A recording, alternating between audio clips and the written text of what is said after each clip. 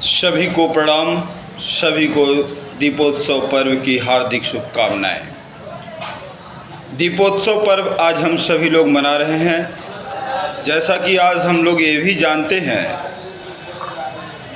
कि आज पूरा भारत देश राष्ट्रीय एकता दिवस मना रहा है। राष्ट्रीय एकता दिवस मनाने का जो मुख्य कार्य है वो हमारे देश के गुजरात राज्य के नंदियाड़ क्षेत्र में सन 1875 में 31 अक्टूबर के दिन भारत देश के प्रथम गृह मंत्री उप प्रधानमंत्री का दायित्व निर्वहन करने वाले सरदार वल्लभ भाई झाबर भाई पटेल जी का आज जन्म दिवस है, जिसे हम राष्ट्रीय एकता दिवस के रूप में मना रहे हैं। इस महापुरुष की जयंती पर एकता का दिवस मनाने का जो कार्य है उसे अगर देखा जाए तो जाति बंधन से मुक्ति, सभी में भाईचारा की भावना, किसी भी जात का व्यक्ति हो, किसी भी धर्म का व्यक्ति हो, किसी भी समुदाय का व्यक्ति हो, हर एक व्यक्ति में भाईचारे की भावना स्थापित करने का प्रयास जो सरदार वल्लभ भाई पटेल जी ने स्वप्न देखा था कि संपूर्ण भारत एकता के बंधन में बंधे, उस अखंड भारत की जो ज्योति उन्होंने जलाई थी उसे एकीकृत और निर्मित बनाने के लिए आज हम राष्ट्रीय एकता दिवस के रूप में मना रहे हैं। सरदार वल्लभ भाई पटेल जी एक किसान परिवार में जन्म लिए।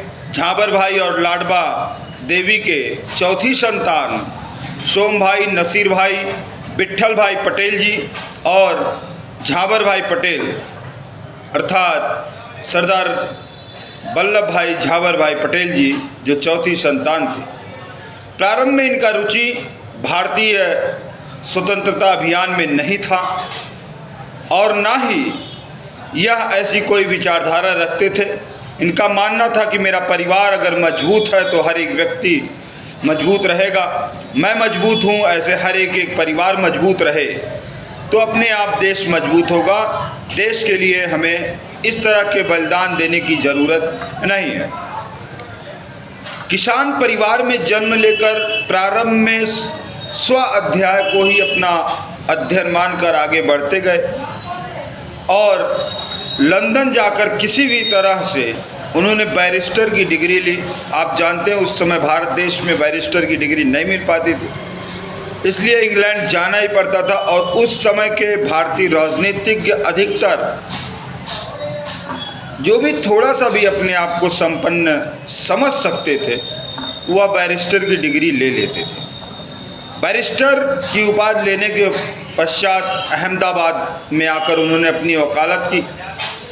लेकिन जब 1915 में 9 जनवरी को भारत में गांधी जी का आगमन हुआ, जिस तरह से उनका स्वागत किया गया, जिस तरह से देश उनके नेतृत्व में उमड़ने की एक चाहत रखने लगा, ऐसे समय में यह व्यक्ति, यह पटेल, यह वल्लभ भाई अपने आप को रोक नहीं सके और मात्र 3 साल के अंदर गांधी जी के पथ प्रदर्शन पर चलने लगे।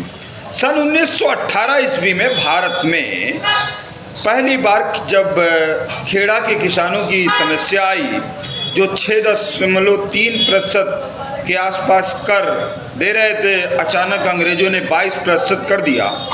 उसके लिए जब गांधी जी ने खेड़ा आंदोलन किया, उसमें पहली बार भारतीय राजनीति में पटेल जी ने भाग लिया और बढ़ चढ़कर हिस्सा लिया। गांधी जी से बहुत प्रेरित हुए वे और उन्हें लगने लगा कि अगर भारत एक हो जाए, सभी समुदाय एक हो जाएं, तो ये ब्रिटेन की जो शक्ति है भारत में वह नस्ताबूत हो जाएगी, ख़त्म हो जाएगी। क्योंकि खेड़ा आंदोलन में 22% कर से गांधी जी के आंदोलन जो हुए उससे 6% पर पुनः अंग्रेज आ गए। ऐसे समय में अगर देखा जाए तो पटेल जी ने भरपूर साथ निभाया गांधी जी का, लेकिन गांधी जी ने भी उनके नेतृत्व और क्षमता को समझ लिया। और जब सन 1928 ईस्वी में गुजरात के बारदोली में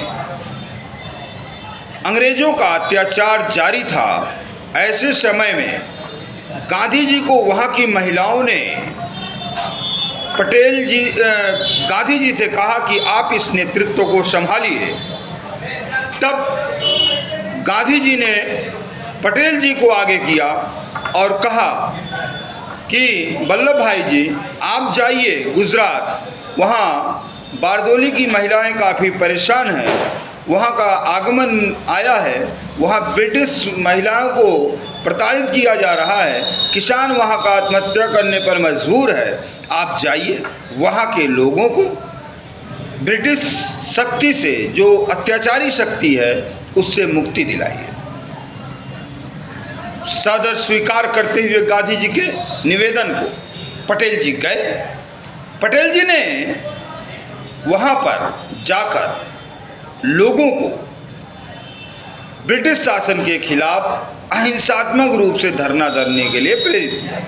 ब्रिटेन की सरकार उस समय झुक गई और तब वहाँ की महिलाएं, कहाँ की महिलाएं, बारदोली की महिलाएं गांधी जी से इस बात से खुश हुई कि उन्होंने वल्लभ भाई जी को भेजा और वल्लभ भाई जी ने नेतृत्व अच्छा किया और महिलाएं खुश होकर बारदोली की वल्लभ भाई पटेल जी को सरदार अर्थात प्रमुख की उपाधि दे डाली।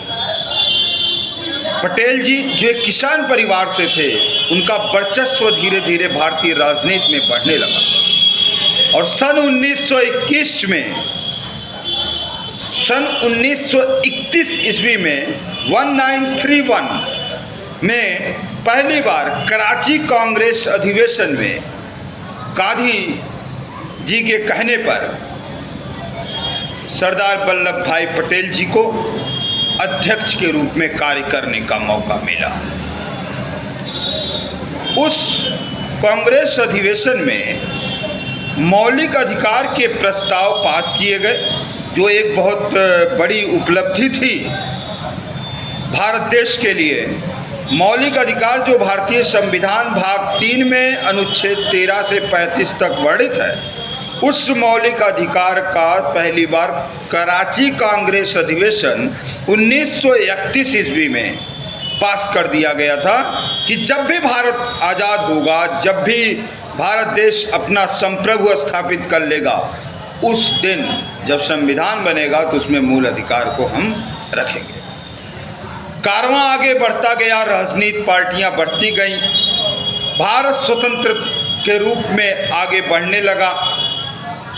चाहे क्रिप्स मिशन हो, 23 मार्च 1942 का स्टेपोर्ड क्रिप्स से बात करने की बात हो तो सरदार वल्लभ भाई पटेल आगे रहे। बेवल योजना 1945 की बात हो, सरदार पटेल जी बात करने के लिए तैयार थे। सन 1946 में कैबिनेट मिशन भारत आया 24 मार्च को। सरदार वल्लभ भाई पटेल जी भारत की समस्या को लेकर बात करने को तैयार थे। सरदार वल्लभ भाई पटेल जी को अंतरिम सरकार में गृह मंत्रालय का पद दिया गया। सरदार वल्लभ भाई पटेल जी देश की एकता और अखंडता को बनाने के लिए भारत देश में बटी हुई रियासतों को एकीकरण करने का पूरा प्रयास किया। स्वतंत्रता के समय 15 अगस्त 1947 की संध्या पर भारत देश में 559 रियासतें एकीकृत करने का जो श्रेय दिया जाता है वो सरदार वल्लभ भाई पटेल जी को दिया जाता है। इसीलिए भारत देश का बिस्मार्क का जो गौरव है, भारत देश का लौह पुरुष है, वह सरदार वल्लभ भाई पटेल को दिया जाता है। क्योंकि भारत टुकड़ों में बटा था, भारत पूरी तरह से टुकड़ों में बटा हुआ था और उस टुकड़े को एकीकृत संगठित करने का जो कार्य है वो सरदार वल्लभ भाई पटेल जी ने किया। सन 1991 ईस्वी में सरदार वल्लभ भाई पटेल जी को भारत रत्न भी दिया गया। सरदार वल्लभ भाई पटेल जी स्टैचू ऑफ यूनिटी गुजरात में कांवड़िया क्षेत्र में 182 मीटर की मूर्ति बनी हुई है। जय हिंद, जय भारत।